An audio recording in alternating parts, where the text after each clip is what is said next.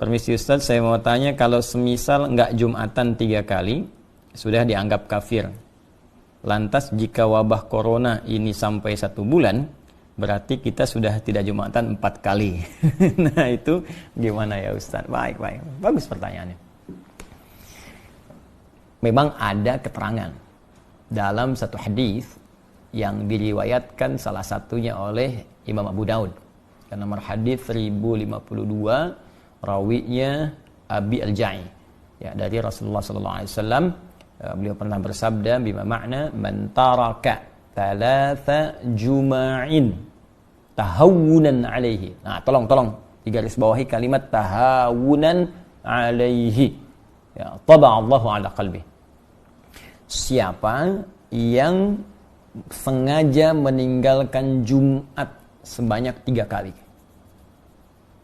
karena meremehkan itu, tahawunan alaihi itu menganggap ringan, remeh. Nah, jadi kasusnya sengaja meninggalkan Jumat.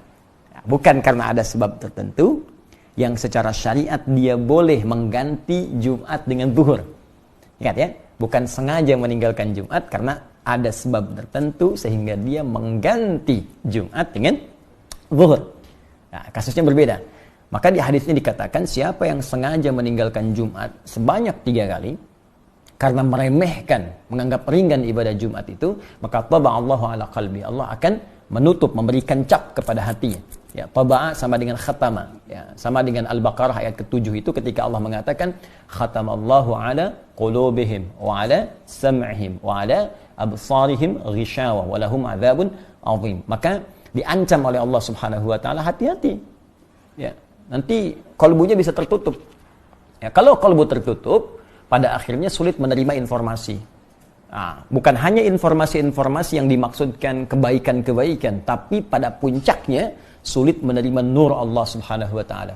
Karena itu kalau dengar azan ke telinga sudah enggak mempan lagi, enggak peduli dengar azan. Lihat orang ke masjid sholat sudah tidak ada kecenderungan untuk bisa mengikuti. Bahkan puncaknya ada yang anti. Awas, hati-hati nih. Hati-hati, puncaknya anti. Ya, mohon maaf, ya, azan jadi komplain, lihat orang salat jadi sewot.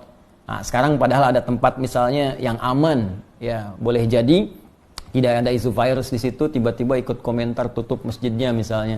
Nah, ini aneh nih, saat masjid buka Anda tidak ada, ya, saat masjid sekarang ada corona ramai Anda minta ditutup, padahal orangnya nggak pernah ke masjid misalnya.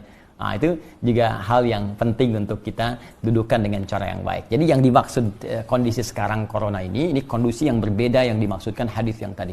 Ya, karena itu penting kita mengkaji secara detail sehingga tidak salah paham atau pahamnya yang salah. Jelas ya? Nah, dalam konteks orang tidak bisa Jumat, nah, karena kekhawatiran diduga menyebarnya virus misalnya corona ini, ya, apalagi misalnya mohon maaf di masjid-masjid simpangan, jalan, ya, atau sekarang seperti Istiqlal, kan? Atau masjid-masjid yang di pinggir jalan yang kita nggak tahu siapa jamaahnya, mungkin dia membawa virus dan sebagainya, maka ada kebijakan di masjid tersebut tidak diselenggarakan salat Jumat dan jamaah kemudian diperkenankan mengganti dengan salat zuhur. Bahkan telah keluar fatwa MUI terkait dengan persoalan ini. Maka di sini pernah saya sampaikan berlaku hadis Nabi. Ya, idza maridal 'abdu aw safar kutiba lahu mithla ma kana 'alaihi muqiman sahiha. Kalau seorang hamba punya uzur, bahkan uzurnya pun ya bisa sakit, bisa karena penyakit tertentu, bahkan kalaupun nggak ada penyakit, safar kata Nabi itu. Safar, perjalanan jauh. Ya, karena ada masyaqqah, kesulitan tertentu. Jadi ilat perjalanan itu, sebab perjalanan itu bisa karena panjangnya jadi lelah, atau bisa karena kedua masyaqqah, kesulitan dalam perjalanan itu yang menyebabkan ia tidak mampu mengerjakan rutinitasnya. Dia nggak bisa Jumat. Kemudian dia kerjakan zuhur. Bahkan dalam waktu bukan Jumat pun dia berangkat, misal saya ingin katakan saya tinggal di Bekasi ini. Ya, kemudian saya akan ke Bandung. Macetnya luar biasa. Macet. Saya sampai di kilometer 57, saya singgah di situ. Situasi macet luar biasa, mungkin sampai ke Bandung maghrib gitu kan, sehingga tidak mendapati asar di tempatnya atau di jalannya. Maka saya jamak qashar.